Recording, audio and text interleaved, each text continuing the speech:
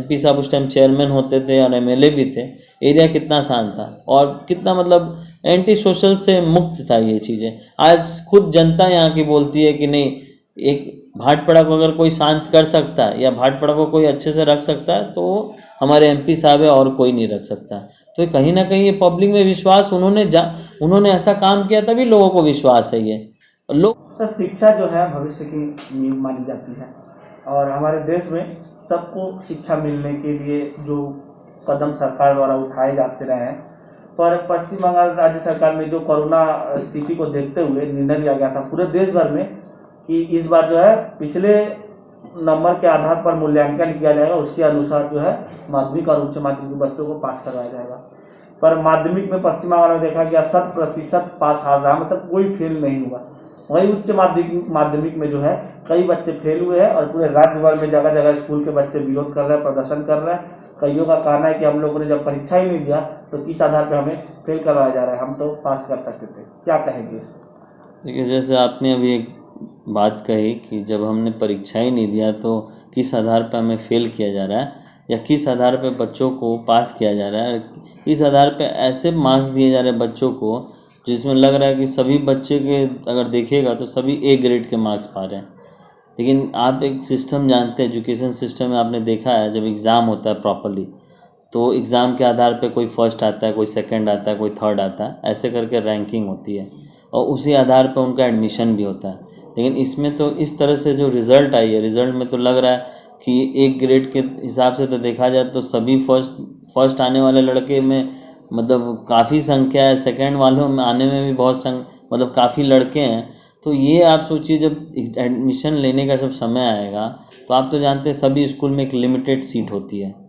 पहला तो जो वहाँ के बच्चे पढ़ते हैं जो स्कूल के वो वही स्कूल के होते हैं, उनको एडमिशन मिलती है। फिर बाहर से कोई अगर एडमिशन लेने आता है तो उसके जो ग्रेड होते हैं, जो उनकी मार्क्स होती है, उस आधार पर उनको एडमिशन मिलती है।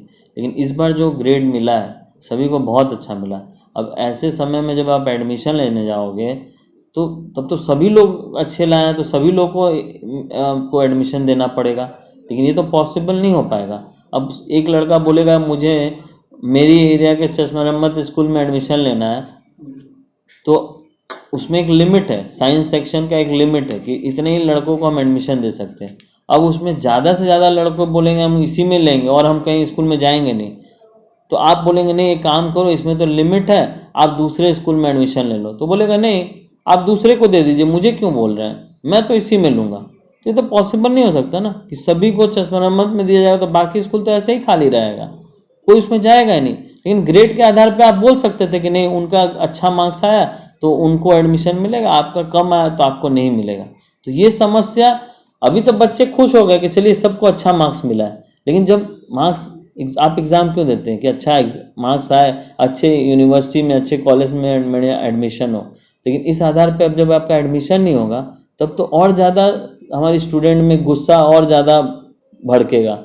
तो जो बेचारे 12th में जो आपके एच एस में जो आप फेल हुए हैं बच्चे, वो तो ऐसे ही गुस्से में है और एडमिशन ना होगा तब तो और ज़्यादा गुस्सा होगा। चाहे आपके जो बोर्ड एग्ज़ाम में जो अच्छे मार्क्स से पास हुए हैं उनका एडमिशन ना होगा तो वो गुस्से होंगे। तो मतलब किस आधार पे ये मार्क्स दिया गया और क्या सोच के मार्क्स को इस तरह से मतलब लोगों में स्टूडेंट्स को जब ग्रेड दिया गया, मैं सोच रहा हूँ कि आने वाले समय में सरकार को बहुत प्रॉब्लम होगी, जवाबदेही बन जाएगी सरकार के लिए अगर बच्चों का एडमिशन ना हुआ उनके मन मुताबिक उनके जगह पे। तो पूरे देश भर में तो कहीं ना कहीं ऐसा ही नीति लागू किया गया था कोरोना महामारी में, जब स्कूलें नहीं खुली, परीक्षा नहीं हुआ।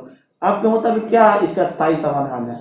मेरा स्थायी समाधान अब एक ही बच जाएगा स्कूल के पास कि स्कूल को अपना पर्सनल एक एग्ज़ाम देना पड़ेगा, एंट्रेंस एग्ज़ाम, कि भैया जो इस एग्ज़ाम में होता है ना, स्कूल अपने एक एंट्रेंस एग्ज़ाम कराएगा, उसमें देखेगा कि जिसका अच्छा मार्क्स आया है, ठीक है, उस आधार पर फिर उसको सिलेक्शन करके उसको एडमिट करेगा। नहीं तो और तो कोई ऑप्शन नहीं दिख रहा है, क्योंकि सभी के पास अच्छे ग्रेड हैं और सभी चाहते हैं कि मैं भैया अपने मनपसंद स्कूल में एडमिशन लूँ। तो यही एक ऑप्शन बच पाएगा, नहीं तो फिर तो बहुत बवाल होगा। बहुत ये तो सर माध्यमिक की बात रही। उच्च माध्यमिक में तो बहुत ऐसे जाने जिससे फेल करवाया गया, बहुत सारे बच्चे जो है स्कूल के बाहर विरोध कर रहे हैं, अभी भी जो है धरने में। ये गलत हुआ ना, ये बिल्कुल गलत हुआ।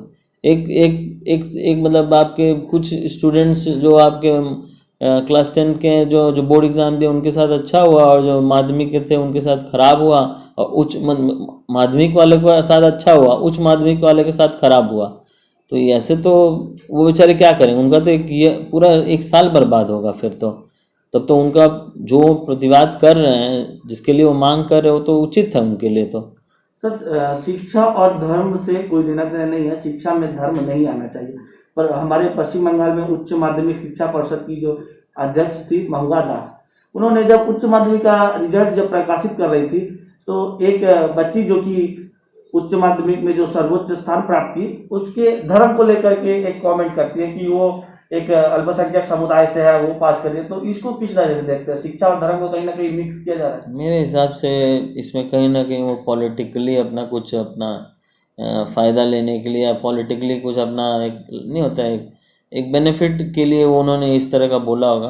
क्योंकि स्टूडेंट होते हैं, स्टूडेंट को हम अगर धर्म से जोड़ने लगेंगे तो कल देखिएगा स्कूल या कॉलेजों में भी यही हाल हो जाएगा कि ये पर्टिकुलर धर्म से हैं तो उनको ज़्यादा बेनिफिट दो, और वो पर्टिकुलर धर्म से तो उनको कम बेनिफिट दो। तो ये होना नहीं चाहिए। और हम हर जगह अगर राजनीतिक तौर पे चीज़ों को देखने लगेंगे तब तो फिर बहुत प्रॉब्लम होगी हमारी सोसाइटी में। सर, ये तो रही शिक्षा की बात। राजनीति से जुड़ा भी एक सवाल है। इन दिनों ममता बनर्जी, जो कि हमारे पश्चिम बंगाल राज्य की मुख्यमंत्री है, दिल्ली दौरे पर है। कल उन्होंने संध्या 4 बजे प्रधानमंत्री नरेंद्र मोदी से मुलाकात की। सबसे अहम विषय जो रहा उनका, पश्चिम बंगाल का नाम परिवर्तन करना।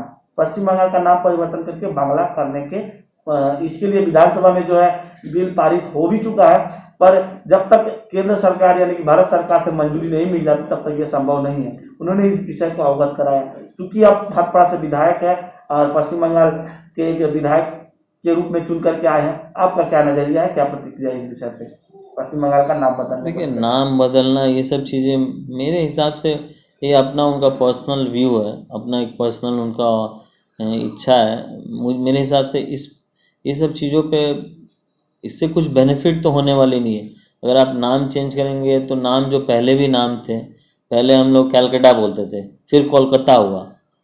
मतलब बार बार अगर सरकार बदलती ही रहेगी और बार बार नाम बदलते रहेंगे, हम नाम के चक्कर में ना पड़कर काम के, जैसे हम लोग बच्चे में जब थे तो लोग क्या बोलते थे, नाम का ये मत करो, आप क्या काम करते हो और आप क्या आगे इन फ्यूचर में करोगे, आपका काम आपका ये देखा जाएगा।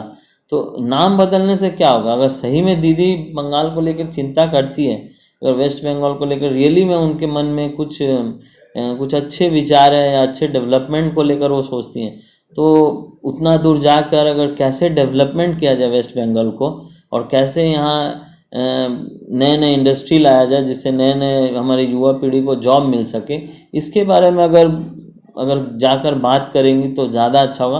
क्योंकि आज के समय में हम लोग देखते हैं, स्पेशली कोरोना के समय में काफ़ी लोग जॉबलेस हो गए हैं और जॉब को लेकर सभी परेशान हैं। सभी को चाहिए, स्पेशली हमारे युवा वर्ग के लोग बहुत ज़्यादा परेशान हैं जॉब को लेकर। तो अगर जॉब के विषय में अगर वो बात करें और उसको कैसे ठीक करना है, तो मेरे हिसाब से नाम मैटर नहीं करता। आप नाम कोई भी रखिए, नाम मेरे लिए ज़्यादा मायने नहीं रखता है।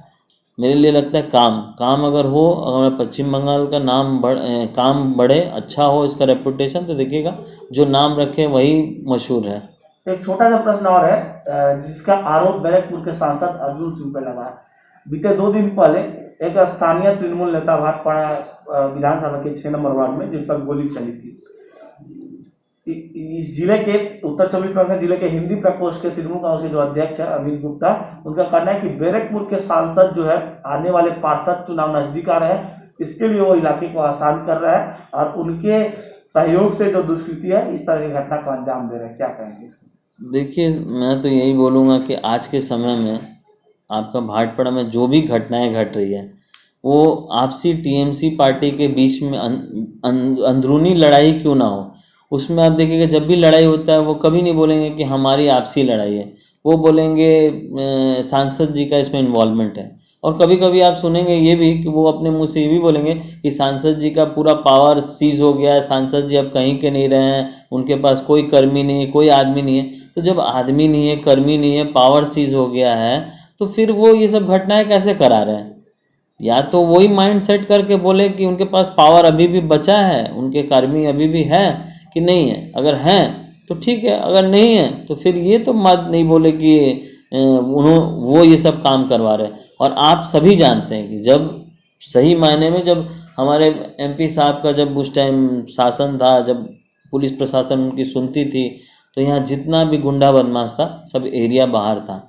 और कभी भी ऐसी घटनाएं आज के टाइम में आप देख रहे हैं, चोरी चमारी, मतलब छिनतई, लूटपाट, मतलब किसी छोटे छोटे बात पे देख रहे हैं बम चलने लग रहा है, गोली चल रहा है, ये सब चीज़ें पहले सुनने को नहीं मिलता था। मैं तो यहाँ रहता नहीं था, लेकिन जितना समय से मैं यहाँ रह रहा हूँ और जान रहा हूँ चीज़ों को, या आप लोग इसके गवाह हैं कि आप लोग भी देख रहे हैं जब हमारे एमपी साहब उस टाइम चेयरमैन होते थे और एमएलए भी थे, एरिया कितना शांत था और कितना मतलब एंटी सोशल से मुक्त था ये चीज़ें। आज खुद जनता यहाँ की बोलती है कि नहीं, एक भाटपड़ा को अगर कोई शांत कर सकता है या भाटपड़ा को कोई अच्छे से रख सकता है तो हमारे एमपी साहब है, और कोई नहीं रख सकता। तो कहीं ना कहीं ये पब्लिक में विश्वास उन्होंने ऐसा काम किया, तभी लोगों को विश्वास है। ये लोग अपने ही बोलते हैं, हम तो नहीं बोलते लोगों से कि आप ऐसा बोलिए। लोग अपने, जब भी कुछ घटनाएं होती हैं आप देखते हैं आए दिन जो भी घटनाएं होती हैं, आए दिन आजकल आप देखते हैं चोरी कितनी ज़्यादा हो चुकी है। मतलब ओपनली श्यामनगर जैसे एरिया में जाकर ओपनली मतलब बंदूक दिखाकर उसका घर लूट लिया जाता है। तो आप सोचिए, श्यामनगर में कभी ऐसी घटनाएं सुनने को नहीं मिलती थी, पर आज के समय में हो रही है। तो आप सोच सक रहे हैं कि उनके रहने से पूरे भाटपड़ा का नहीं बोलूँगा, पूरे बैरकपुर में ये सब चीज़ें नहीं होती थी। पूरे बैरकपुर कॉन्स्टिट्यूशन में ऐसा कभी नहीं होता था। लेकिन आज जो कि उनके हाथ में पुलिस प्रशासन नहीं है, या पुलिस प्रशासन का किसी भी तरह से उनका कोऑपरेशन नहीं है पुलिस प्रशासन की तरफ से, तो ये तरह की घटनाएं हो रही है। वैसा नहीं था कि सिर्फ उनके समय में जैसे कुछ घटनाएं होती थी तो पुलिस के ऊपर छोड़ देते थे, वो पुलिस के साथ मिलकर, पुलिस और उनका दोनों आदमी का एक तरह से संयोग रहता था, और वो लोग दोनों आदमी मिलकर, पुलिस प्रशासन और प्लस हमारे एमपी साहब मिलकर कैसे एरिया को शांत रखा जाए, कैसे एरिया में गुंडे बदमाश को एंट्री नहीं हो, ये सब चीज़ों पे वो ध्यान देते थे, जो आज के समय में हम नहीं देख पा रहे हैं ये सब चीज़ें, क्योंकि पुलिस प्रशासन उनके साथ जुड़ी नहीं है। और कहीं ना कहीं यही वजह है आज के हमारे एरिया में इतना डिस्टर्बेंस है। बहुत बहुत धन्यवाद सर। धन्यवाद।